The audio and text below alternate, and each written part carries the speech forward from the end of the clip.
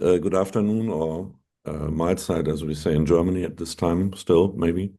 For our next new economy shortcut, this time on one topic that, on the one hand, we are following up for a couple of years already, which is thinking about how to reframe climate policies in a way that they are becoming more efficient and more acceptable. And one thing that has happened very recently, which is confirming a little bit our work in the sense that the EU has finally decided to not introduce the next phase of the ETS system, the emission trade system, which was foreseen for January 27, and which should have brought at that time a big push to prices and costs for transport and living and housing, and which has already created a lot of tension before, and a lot of people wondering if that's good or if it's too much, and politicians who didn't want to go ahead with that, fearing their whoever people.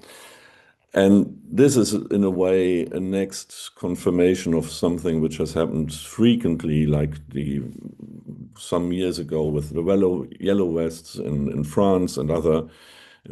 Each and every time when this principle of raising costs and CO2 pricing implementing it, there are political hinderings or other things, and there's a lot of research which have come together to question if carbon pricing as that big principle of climate policy is really the best thing to do, or if it should be mixed much more with other instruments. And then some ideas have come up that we wanted to dig into deeper, and that's the topic of the paper that we have commissioned that is to be published today, and that's why we are doing this shortcut.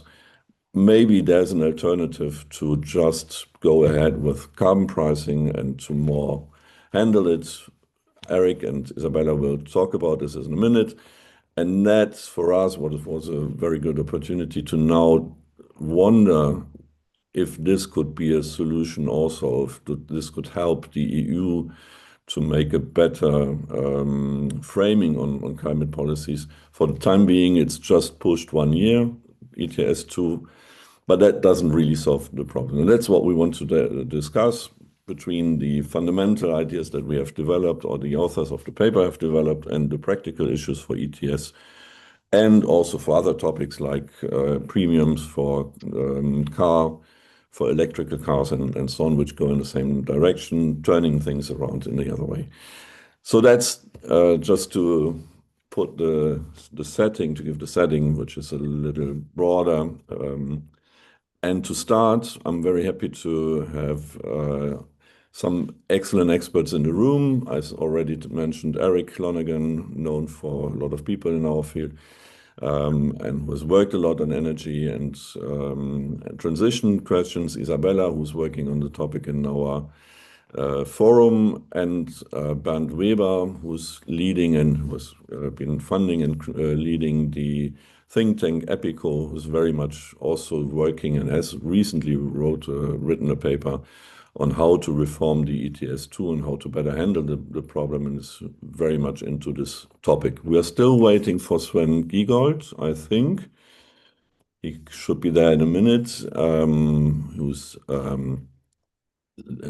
one big mind of the Green Party in Germany, has been State Secretary in the Ministry for Economic Affairs and Climate, and yeah, has very much commented also on the recent developments on ETS2. Hopefully he will join in a minute, but until I would hand over to Isabella to lead the discussion, and maybe quickly also to Eric to start the presentation of the paper that you've written together with Isabella and Michael Grubb. Thank you. Thomas, I would directly hand over now to Eric for the presentation, and then I will steer the discussion later and put it into context with ETS2. But please, Eric, the floor is yours. Thank you very much. Let me just share some slides. Um, hopefully, uh, Hello, Sven Giegold. You see it that you're joining. We're Yeah, just sorry, there was a mistake in my calendar, which I have to apologize for. Thank you for your message. Sorry. okay. We are just about to start the presentation, so you didn't miss so much up to now. Eric, good. So I'm just checking. Can you see those slides? Yes, You perfectly. can. Great. Okay. So this is really a summary of a cumulative piece of work. So I published a book on accelerating the transition to net zero several years ago with Karen Soares, who was then at McKinsey working on the transition to net zero. And then this is the summary of a working paper with Isabella and Michael Grubb from London. And really, the kind of key message is about challenging the prevailing paradigm, or at least the paradigm in economics. And I think this will hopefully present us with a more coherent framework for thinking about these policies and thinking about the ETS in the context of these policies. So the first point I want to make is that if you look at the history of economic thinking about net zero, I would argue it went too quickly to the wrong chapter of the economic textbook. So this dates back to the work of Nordhaus, who received a Nobel Prize for his work on climate economics. Now, Nordhaus just assumes that the problem is one of pollution, the creation of emissions. And then if you go to the chapter on pollution, which views pollution as an externality, you then try and price it appropriately and tax it appropriately. The problem with that is really it was sort of putting the economic horse before the policy cart, because if you think about what the conventional wisdom now is on what we actually need to do, there's a broad consensus that we need to make electricity generation as sustainable as possible, and then to electrify as many parts of the economy as we can. That is broadly where the policy consensus is. Now, if you were confronted by that question, i.e., how do I make electricity generation low carbon and how do I electrify my economy? You really wouldn't start with the chapter on externalities. You would first of all go to the chapter on regulated utilities, because that is all about how do I regulated utilities are the people who provide us with electricity in our economies. And how do you actually accelerate a transformation of investment spending within the provision of electricity? And if you look at the history of this, nobody has succeeded in doing this via a tax.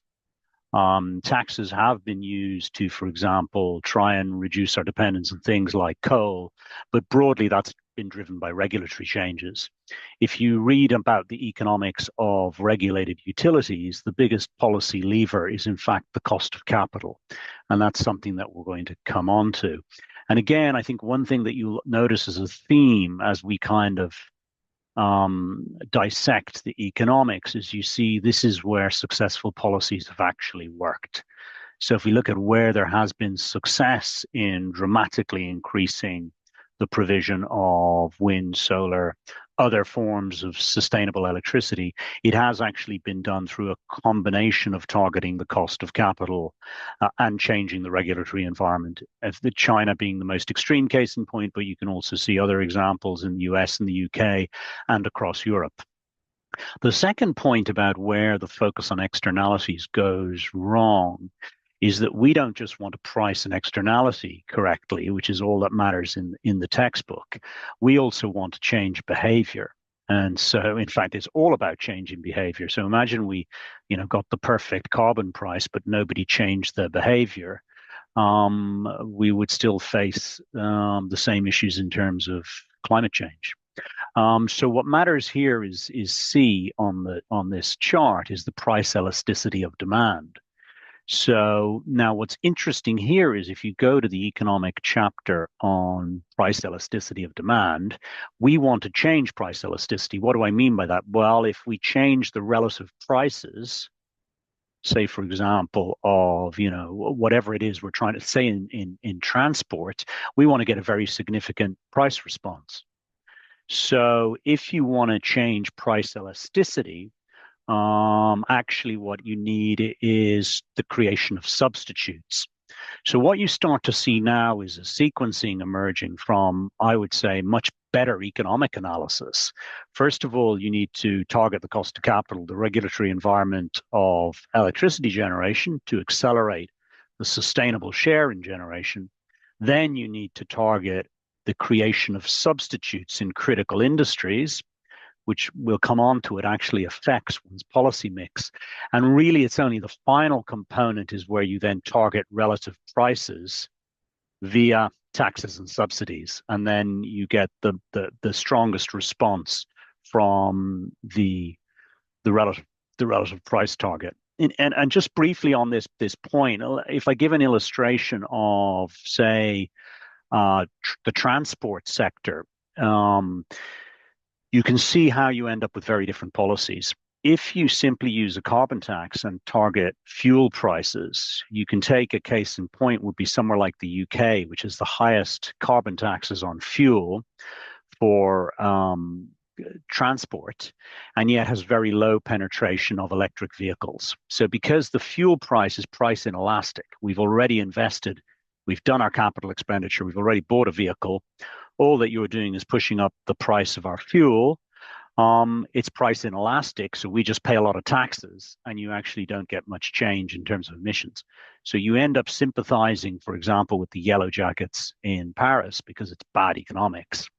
If, on the other hand, you say, well, if I make an electric vehicle a close substitute and I target the relative price of the electric vehicle, there's actually very high price elasticity of demand. So if you look at the success cases in China or in Scandinavia, where there's a good charging infrastructure and effectively the consumer, if anything, has a marginal preference towards an electric vehicle, and then I price the electric vehicle at the point of sale below the ICE, actually you get a huge response. So that really illustrates how good economics results in different policy sequencing. And by targeting price elasticity, you create a near perfect substitute and you get a very big price response. So, okay, so those are really the kind of key messages that we want to make, is that the externality and pricing of carbon is really quite late in an ideal sequencing of policy. And when one thinks properly about the economics of climate policy, we want to be focused on cost of capital and accelerating the creation of renewables through regulatory and cost of capital as a factor. We then want to be thinking about the creation of substitutes in order to change the price elasticity of demand. And then really the last point in the sequence is to target relative prices. So one of the interesting things, if you look at targeting the cost of capital within the electricity sector, is we're actually very fortunate, because if you look at estimates of the levelized cost of electricity for renewables, most of it is in fact capital cost. So the cost of capital is actually the biggest variable. And arguably, it's the variable that policymakers have most control over. So we can do this in various ways. We could do it via loan guarantees. So we all have semi-state financial institutions, if one thinks of the EIB in a European context. If you even think of export credit agencies relating to our impact on our export industry, or if you think of institutions in, for example, Germany like KfW, these are all institutions that effectively target the cost of capital. And so if we want to accelerate investment spending to transition our electricity sectors, those are very, very logical policy levers to be pushing. I think what's also important, and here the UK as an example, is we want to de-risk electricity price, because this is very costly. So if you look at the offshore wind industry in the UK, it has been very, very effective by using contract for differences. Now, without going into the detail of how they work, broadly what they do is they provide price floors for the developers, the investors in electricity generation.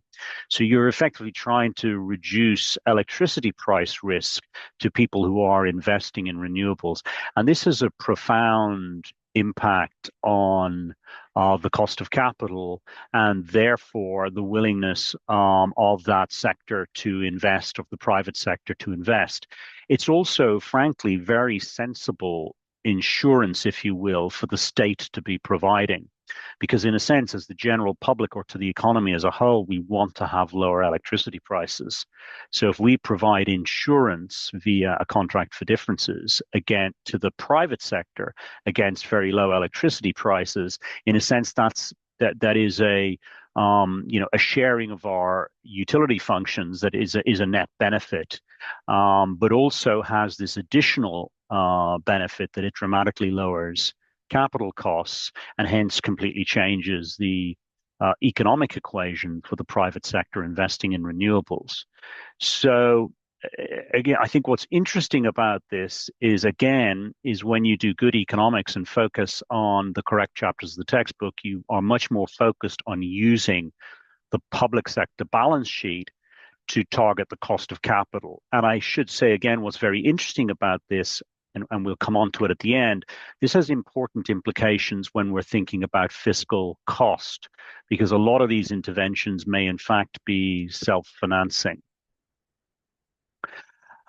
Okay, and this is another idea that we developed in the book, Supercharge Me, is that if you want to change consumer behavior, positive incentives are a very powerful way to do it. And I think this is really important, again, when we think about political economy. And this is where I've had considerable reservations about carbon taxes as well, is that there's a point about we are actually trying to change behavior, and behavior is not linear.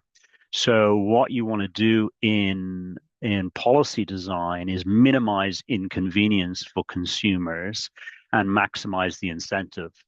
And if you look at the sort of behavioral literature on this, obviously as human beings, it's kind of obvious to us that human beings respond much better to a positive incentive than they do to a tax. And taxes create a whole series of forms of political resistance, which means you actually expend a lot of capital in actually in the case of inelastic activities, you expend a lot of political capital to very little effect. And so the example here I've given is if you look at what Norway is one of the instances of one of the most successful interventions in the electric vehicle market, and it's really following this example very clearly, which is you create through investment in charging infrastructure, you create a very close, if not a near perfect substitute, and then you target the relative price. And very rapidly, we've seen phases where virtually all new car sales in Norway are electric vehicles. And I think this is the kind of model that other countries need to be taking account of. Obviously, there is a fiscal cost associated with this, but it's effective policy, and we're better off being honest about the fiscal cost and recognizing that, as opposed to pursuing very unpopular forms of taxation that will have negligible impact, but will involve expending a lot of political capital. So to sort of summarize then, the work that Isabella and I have done and others is really about sequencing.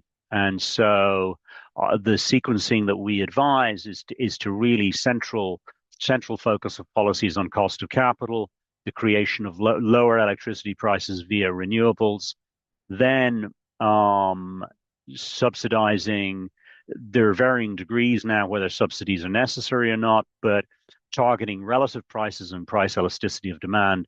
And then the final component really is shifts to taxation and perhaps tax exemptions in order to shift the relative prices towards make the green option cheaper, is ultimately what we should be trying to achieve. Just briefly, in terms of some of the issues around the political economy. I think again, what's interesting about good economics is good economics in many ways results in actually a better political narrative. The narrative, I think, unfortunately, up until this point, has very much been, particularly from the more ardent advocates of the transition, is that, taxes are just never high enough. That is really extremely damaging. I think it's very poor economics because many of these goods are price inelastic, but also it's politically very dangerous.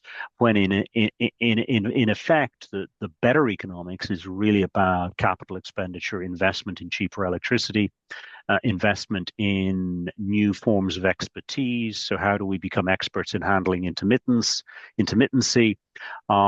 Actually, we need much more sophisticated electricity markets, much more sophisticated transmission. This requires investment in human and physical capital. And many of these interventions may actually not cost very much, particularly, I'm thinking of somewhere like Germany, that despite the fact that German, yields have risen, it's still the case that the German, 10-year cost of debt is close to zero real. So, Germany has the capacity to finance an awful lot of capital expenditure at virtually no real cost. So I think that the true political economy, if it's done in an enlightened way, can be a much more positive story. I think there's also scope Sorry here. to interrupt for a moment. We do need to hurry up a little bit. Yeah. Okay. Could you wrap up in around 1 minute, so 2 minutes? Absolutely. Apologies. Thank you. Fantastic. So let me do that. Maybe the final point is just on fiscal costs, which is related to this. I think if you make interventions on the cost of capital, there is a much more interesting question around the fiscal costs.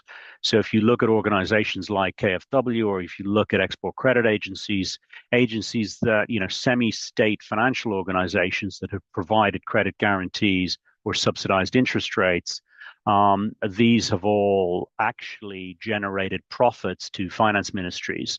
So I think there is a very, very different narrative when one gets the economics right, which has different implications for political economy, is likely to be much more effective, and also has very different fiscal consequences to the ones that we are familiar with.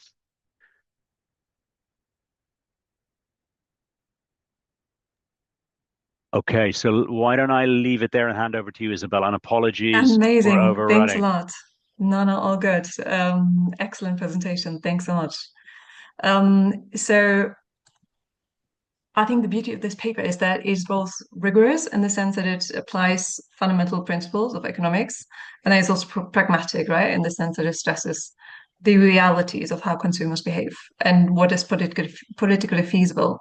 And so we argue that this point of sequencing policies from benefits to costs is directly relevant to the ETS2 situation that we have, because low carbon subsidies are not mainstreamed yet in the sectors that ETS2 affects in transport and buildings. And to put it into context a bit before we start the discussion with Sven and Bernd, so estimates say that future ETS2 carbon prices are likely to be around 120 tons in 2030. More than half of the member states had issued a joint warning this summer that this will likely lead to public backlash. And as Thomas said a couple of weeks ago, the EU voted to postpone the introduction of ETS2 by 1 year, so to 2028. And at the same time, there are plans to establish an ETS2 front-loading facility. Probably talk about it a bit more. So that would be with the EIB, and that would make ETS2 revenues available earlier by issuing loans to member states. And then they would get repaid by ETS2 revenues in the future. So given this situation at the moment, and then against the background of the paper, Bernd, Sven, would you give us your perspective, please? To what extent does the core idea of the paper align with your thinking on the topic? So the sequencing of policies, is that in your thinking essential as well to effective climate policy. Bernd, would you like to start? Yeah, happy to start. And thank you for the presentation of the thought-provoking paper. I think it comes at a very good moment where we need clarity with regard to the postponement of ETS2. Well, I have three reflections which relate to the general state of carbon pricing in Europe, and I would like to link them to key messages of the paper. So first one, I think I, in general, have a more positive perspective on carbon pricing. I don't see it at the end of the chain, so to say. I think it's actually been the most successful climate policy instrument that we've had so far, with emissions going down by 50% since the introduction in the ETS1 sectors. Why? Because you have the declining cap, you have market flexibility, you have also credibility, and that results in efficiency in terms of CO2 decarbonization reduction. So for me, it makes a lot of sense to expand this logic to the sectors who have not yet delivered to the same extent, namely heating and transport. However, this success story, if you want, or this expansion story now comes to a certain halt because, as you mentioned, ETS2 has been postponed. And of course, that's not a great sign for market-based climate policy in Europe. Honestly, I think it could have been avoided. I think what the Commission tabled as a compromise for a soft entry, you mentioned front loading, also some reforms of the market stability reserve to stabilize prices, was a viable suggestion, viable proposal, but it came very late. And it also did not get the necessary support from member states, including Germany, I would argue. And I kind of feel that we are repeating here the same mistake as during the discussion on the heating law in Germany, where we discussed a lot about the costs, and we were not really able to table proposals, instruments which help households, which enable households to deal with these costs, these burdens. So we are not really doing any sequencing, or not sufficiently, I would say. It's more like a situation where we are the deer in the headlights and the car is getting closer and closer. And at the same time, the objections in countries like Poland gained momentum, which is understandable if you look at Poland with 3 million households still using coal for heating. So what is the situation right now and how can we get out of it? I think what we haven't gained really anything other than 1 year of more political convenience, if you want. But we lose time, we lose revenues, since we lose auctions, and we also lose credibility. We have more uncertainty. We have a situation where there are where we have less revenues because auctions in 2027 are not happening due to that postponement.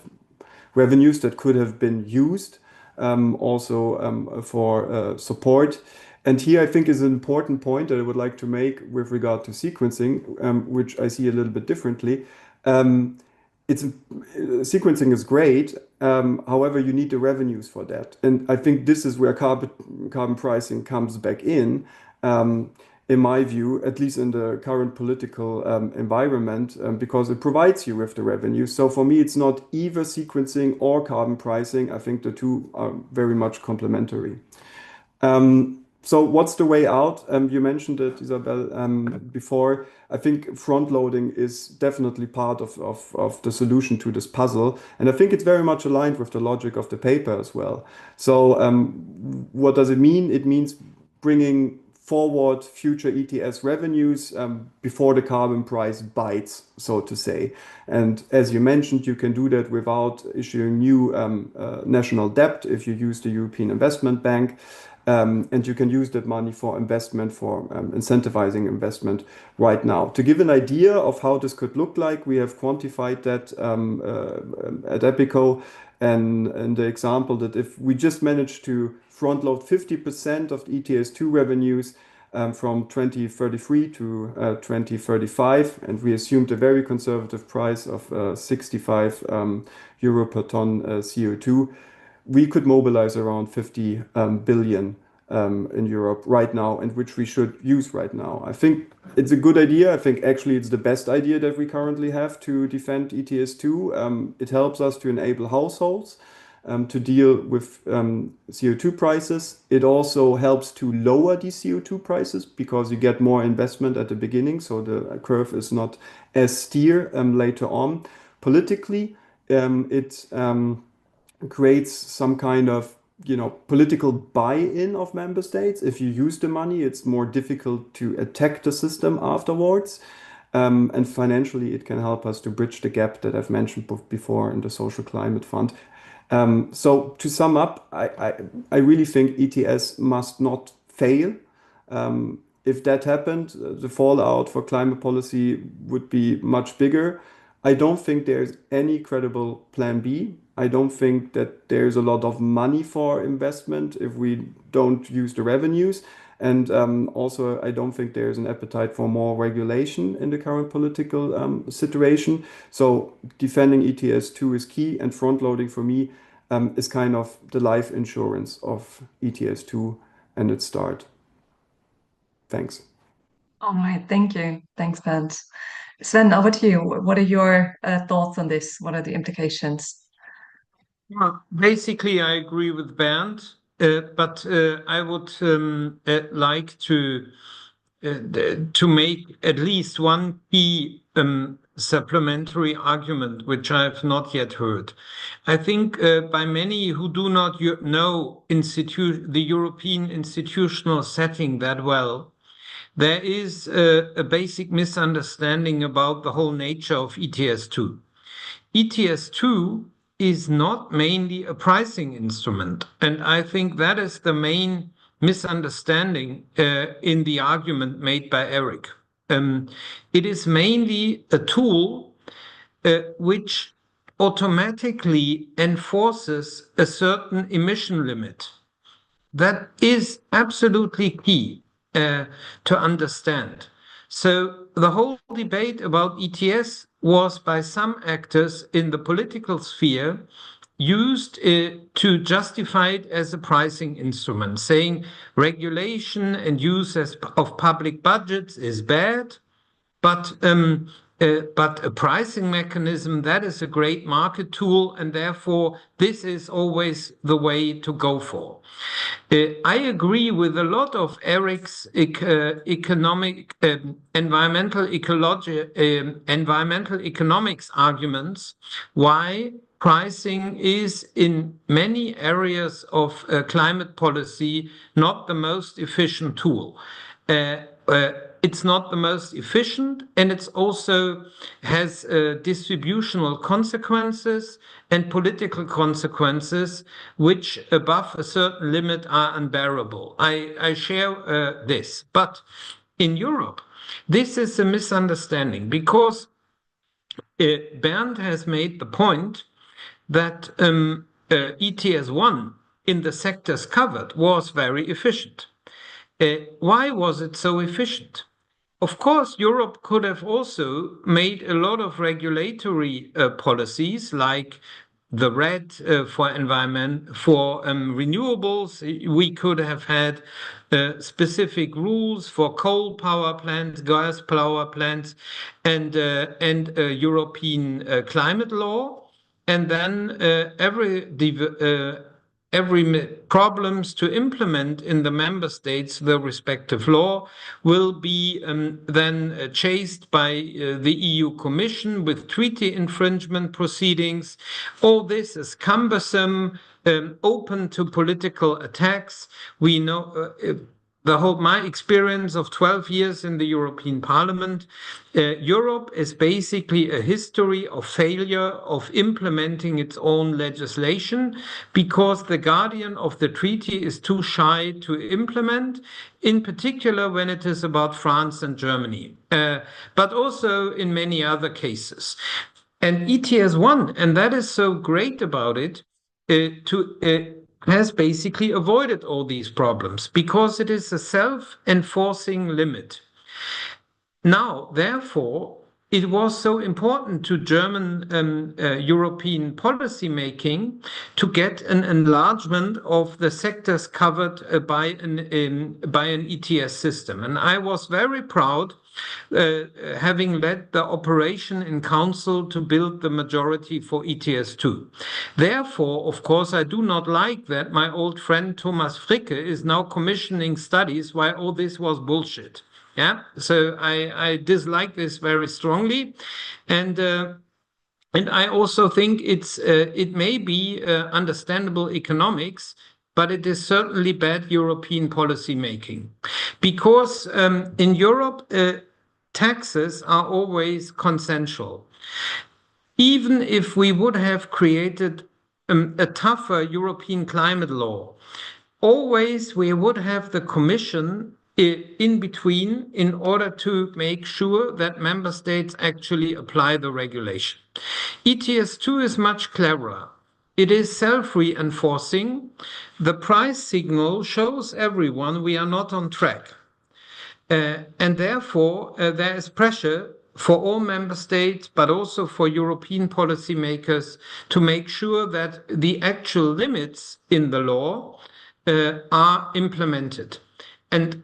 And that is the basic nature of ETS2 as for ETS1. For all the economic arguments by Eric, I agree, we can never let the price going so high that the marginal cost is reached in the covered sectors in order to bring about the needed emission reductions. So all your arguments why other instruments are more efficient and can also deliver the changes at lower costs, I agree. But this is not an argument to be turned against ETS2. So this is a basic misunderstanding. Your economic arguments are sound. Your political consequences are really dreadful for all the reasons given by Bernd. What will happen if ETS2 is killed, which many member states wanted anyway? It will mean, for all the sectors covered, a total unclarity whether there is now serious climate policy. So insecurity will grow dramatically. So what we should do, and that is the next study I expect by Thomas to be commissioned, how can we avoid that the ETS2 price is rising too much so that we keep the limits, but we need to connect different measures, regulatory, financing, as pointed out by Eric, to make sure that in the sectors covered by ETS2, the respective emission reductions are actually materializing. And we should not, from progressive point of view of modern economics, support those member states which were always against ETS2 because they didn't want climate policy implemented at the speed needed for the survival. So therefore, my political conclusions are the same as Bernd's, but I wanted to enrich it with this more institutional point of view. And therefore, now I'm looking forward to your questions and the remarks and the defense by Eric and Thomas. Thanks, Sven. I just want to clarify that this paper is not an advocacy to scrap ETS2, right? So that's not the point. It is really about, and also the topic of the discussion should more be like, how can we best use this idea of sequencing within the next 2 years to prevent that postponing the ETS2 will be a mere delay of a price shock, and the problems remain, right? The political problems, the political opposition remains. But I first give Eric the word, and then I'll come back to you, Sven. Yeah, it was really just I really just wanted to reiterate the point that you've made, Isabella. So we're not presenting this as a reason not to pursue ETS2. And in fact, what I would say about ETS1 again, I think we can be more nuanced than just saying that the sectors covered by ETS1 reduced emissions by 50%. That is true. The question actually is, where was ETS1 most effective within those sectors? And I think it was successful, particularly in electricity, particularly in jurisdictions where it was combined with the kind of policies that we're advocating. So if I look at places like Denmark, which are pretty extraordinary achievements in shares of renewables, they also had very, very aggressive fixed price contracts, which effectively both dramatically alter the cost of capital and regulatory interventions. So yeah, just to reiterate that point, we're not saying do away with it. We're just saying if we want it to be more successful, both actually at a practical level and at a political level, I think these, as an intervention, it's more successful when it's aligned with the types of policies that we're being advocated. So I suspect there's more common ground than maybe, sorry if I presented a very a more extreme version of our case. Yeah, maybe Sven, yeah. No, please, Thomas. You asked indirectly. It's not been the case. Indeed, it's not been the objective to scrap the ETS2. To the contrary, we followed the topic for a long time on market pricing and so on, and that's why we have a long stream there. And then the thinking is a little bit in the inverse, that a lot of people wanted to save ETS2. And always with the argument that you mentioned, that if we don't do, there's nothing left. And the idea of the paper is one idea, and it was not directed to ETS2. It's just by pure incidence that this is now happening. It was what could be an alternative, and may sequencing be an alternative that may be more credible and politically credible, and in the sense that, as you say, and economically more credible. So that's, it's just trying to save in the end, even if that was not the first. And that's exactly the situation in which we are. Then the political will wasn't there, and there's no real alternative instead of, except pushing 1 year ahead. Go ahead. Look, I want to respond to 2 points made. So first, for a politician, your paper is exactly about killing ETS2. So translated into the reality of policy making, it means you had already in the past always a whole group of member states which didn't want any of that. In Europe, once you have made a law and the law is killed or postponed for a longer period of time until all the measures done you suggest, means basically politicians will shy away from touching that instrument again. So basically, you are helping to kill. Second, we have now that piece of law implemented. It's a great success to have it. It's difficult to agree on larger changes in Europe. So that's in simple institutional knowledge and institutional arguments. So therefore, as those who mean well with climate policy, as all of us do, we should not kill an instrument by making the case for long postponement proposals. Beyond that, your sequencing argument is totally convincing. So that means before a price signal can really function in housing and mobility, a lot of other things have to happen. But what is the consequence? In the beginning, when the amounts of CO2 covered by ETS2 are still large, we have to push for renovation programs, the respective financing, the introduction of electric vehicles, and all the rest of it. This will, if done now, lead to a low price for a low marginal ETS2 price. So, voila, you have your sequencing. So therefore, you are basically suggesting a damaging political move in order to achieve something which we could easily achieve if everybody would do their homework. So investing in sustainable mobility and in greening of the housing fleet, and that's what we should all push for. And then all your instruments come back in. But please, let us not justify to kill ETS2. There is simply no strong point. That's how a politician thinks about such proposals as presented here. Okay, that's really interesting, Sven, because it sounds exactly like what the idea suggests, right? So that everyone does their homework, which is pushing for EVs, etc. So that is, yeah, just interesting that you perceive it as a push for abolishing ETS2, which is not definitely is not the idea behind it, but that we are in the end aligned on the idea that this also, there is obviously with the idea of sequencing, it's not like hard cuts, right? It's actually phases where policies overlap. But I want to give the word to Bernd, because I see that you have your hand up.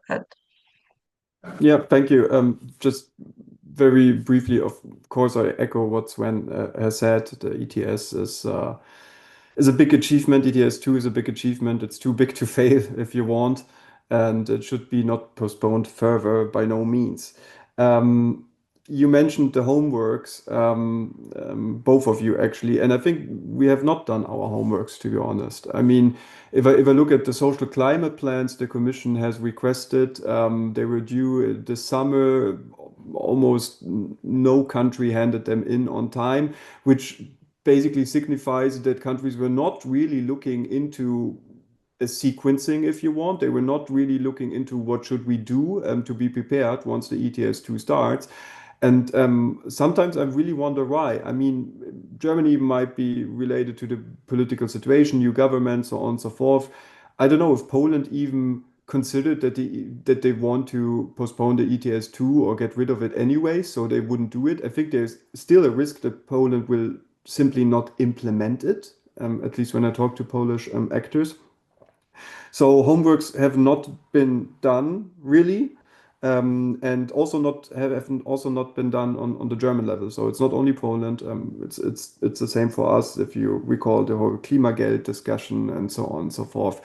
And the other point that I wanted to underline again, also maybe to bridge a little bit the arguments that have been exchanged between the two sides before, is that I do believe that front loading is a form of sequencing in the time lapse, if you want.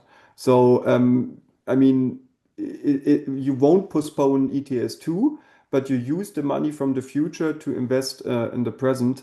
And I think that aligns very well with the economic thinking of sequencing, but without this opposition towards carbon pricing, which I again think is needed because you need simply revenues, and carbon pricing is providing you with revenue. So I think it's actually very complementary. And yeah, those are my two reflections, my 2 cents.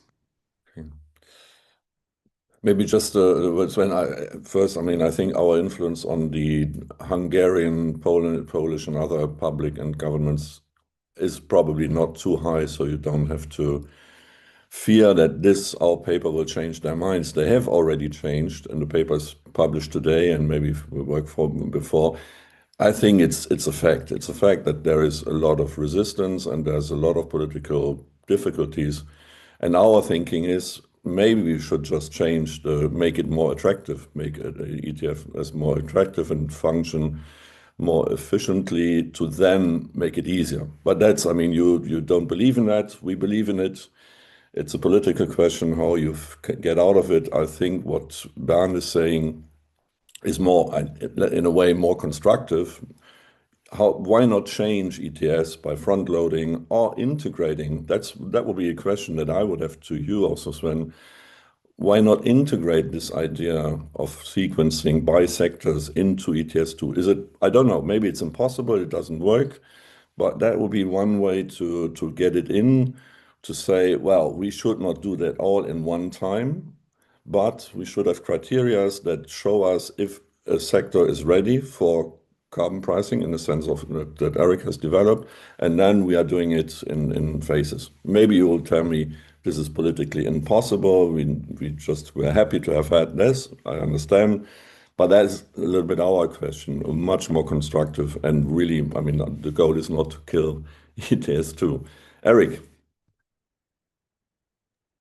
Yeah, my question is related to that because I mean, I'm not a politician, and the question that Sven's raising is really a political question. But if you take Poland as a case in point, it's a very good case in point because Poland, at a minimum, is trying to undermine ETS2. It could succeed in derailing it, and it might elect not to implement it. And so that's political failure. And so really, if I was trying to get Poland on board, I would be offering carrots along the lines that we have described, which is offer credit insurance, offer support to export credit, but also offer, target the cost of capital, provide a narrative that where Poland can actually see a way where it is politically viable. Which means it can make a case to its domestic population that the electricity price might be lower. So it's not obvious to me that it's the optimal political strategy.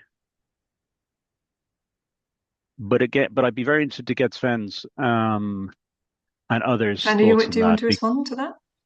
I can briefly respond to the points made by Thomas and Eric.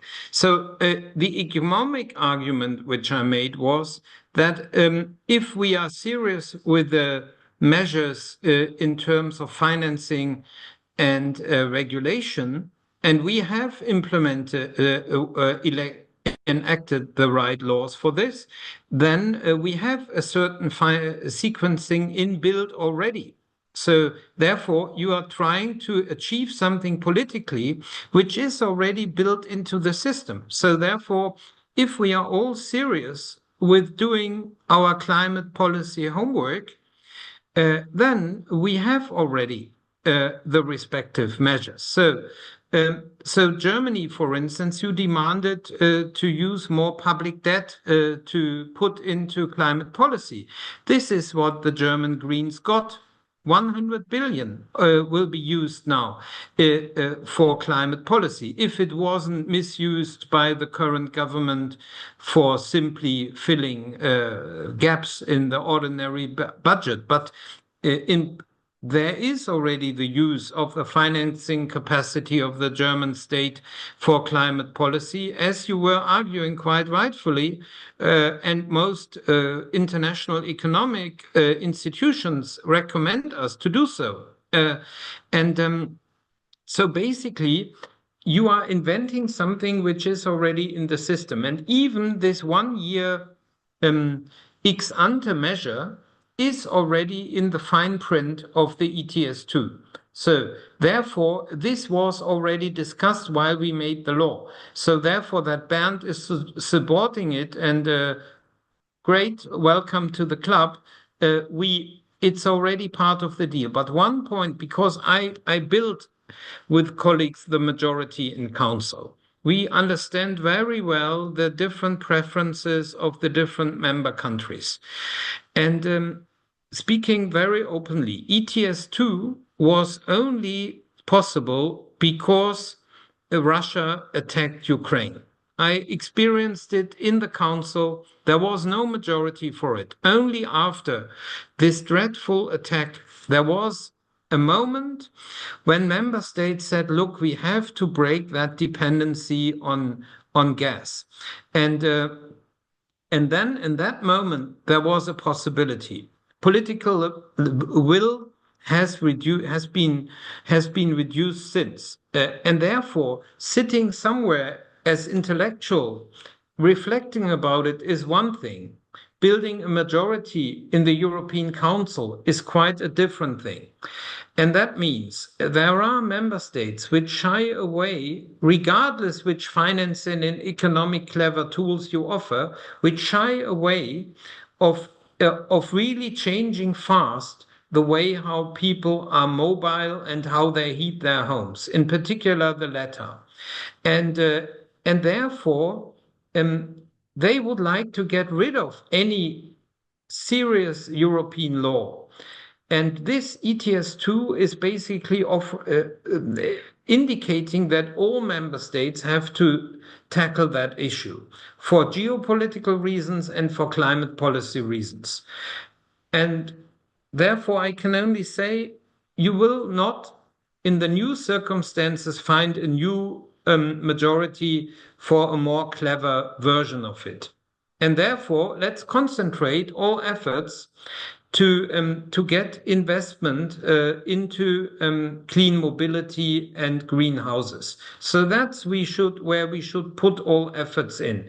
And please don't believe there will be a new majority for another more clever new economic thinking version of ETS2. There is not such a majority. But just really the very concrete question, how about front loading and instruments like this when they are maybe used in exactly the sense that we want to? For one, that's already and Eric was nodding.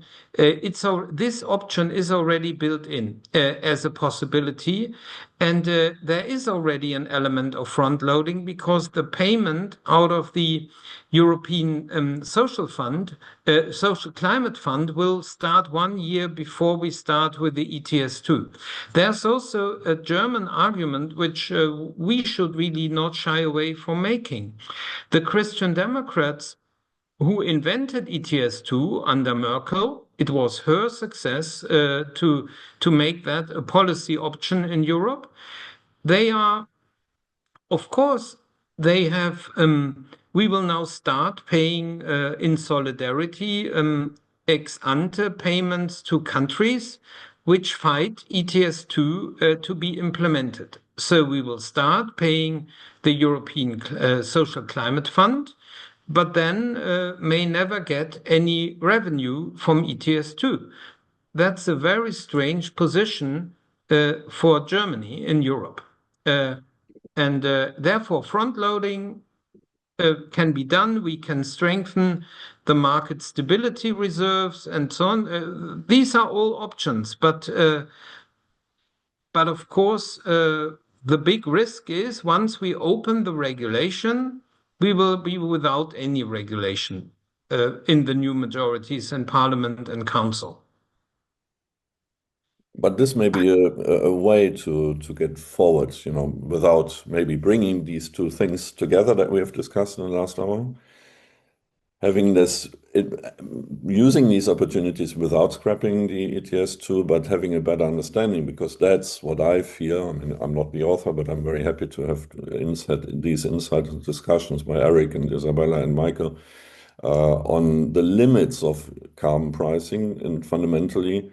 And if that's the case, and if you need this understanding that you first need to have substitutes or low capital costs and capital, then you may rethink also the reframing of ETS2, and that's maybe helpful not to just defend an idea that may economically not be optimal.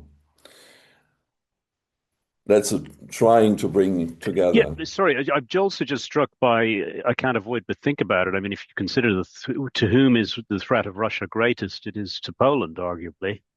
And yet there's where we're getting such elevated levels of resistance to ETS2. Whilst I take the point about we need to, outside of, so Poland's question is really about coal, but I would sympathize with a Polish household that says, I have my demand for electricity is price inelastic, and you're just taxing me. I would say they're correct, and they're right to be very resistant. And so, really, I want that narrative to be challenged in some way. That's quite important because they're at a fundamental level they're correct. but now we are confusing things. So electricity is already covered under ETS 1. So this we did not discuss. We discussed about heat. And when we look at heating systems, they are often in Eastern Europe run by larger power plants, and they have to be changed from coal to green energy sources, and that requires large investment. And therefore, to make these investments viable, that is what we should work on. And of course, and of course, there are other parts of Europe where it's perhaps easier. So the weirder is this permanent anti-heat pump discussion in Germany and other member states.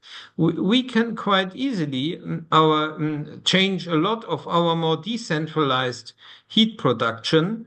It's economically viable. We need more competition in that market so that prices go down and so on. But we also need to target the that's cost one of capital, price. Sven. We That's need to one target the price. cost of capital. You see, we need to target the cost of capital because of the capital expenditure.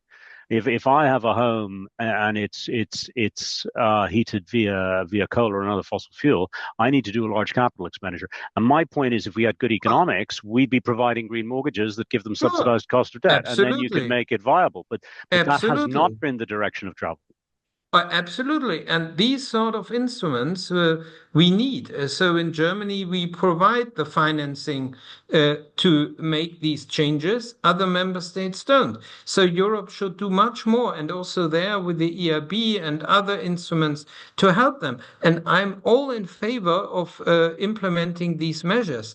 But don't use these arguments in order to weaken and get rid of or postpone or whatever endlessly ETS 2, because in Europe, opening a law under the current circumstances means killing a green law. And we have seen it now often, and this one here in particular, because from the beginning, it was a package. So there were parts of the whole Green Deal package with the Eastern Europeans were very much in favor of. And this one was the part they were most against, always. So when you take it out of the package, you lose it. So I've spent the nights with them in Luxembourg, and it was very difficult to get the majority 3 years ago after the attack on Ukraine. Now, even with clever economics you will not get the majority. It's gone then. Okay, I think we understood, and we will take your I have to go. We'll keep your sleepless nights in mind when we continue to work on this. We have understood that we should not easily open the package, but I think it's still worth thinking about these logics and then see how to implement them also on a national level. Isabella, we're through. Yeah, I would have liked to still take a question from the audience, but we don't have the time, unfortunately. Still, just thanks to Sven, to Eric, for the excellent discussion. And I do feel like we're making almost the same point, but the politics seems to be a major thing here that we should maybe talk about more. And just the last word on the comments Thank you, Sven. I really enjoyed that. We will send around to the speakers the questions so they're not lost and take over. If ever you want to answer, to comment on some in our recap later on our website. So have a nice afternoon. Thanks, Isabella, Eric, Sven, and Bernd. Thank you. Thank you. Thank you, Thomas.